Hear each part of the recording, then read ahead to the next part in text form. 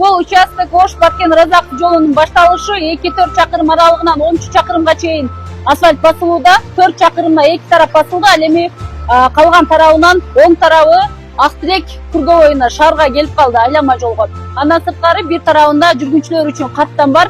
Техникалар өз ордунда иштөөдө, асфальт басылууда.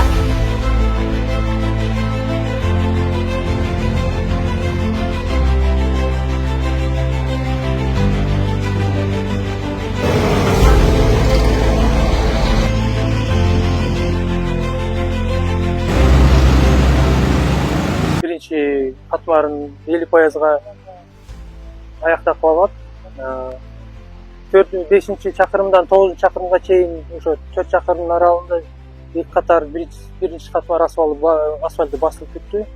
Экинчи чакырымдан 5 чакырымга чейин оң жак тараптан 2-800 чакырым аралыгында оң жак тарабы басылып бүттү. Кудай кааласа ушул айдын акырына чейин эки тараптан басылып, Ак-Тиректин Кургоо боюна жетип калат.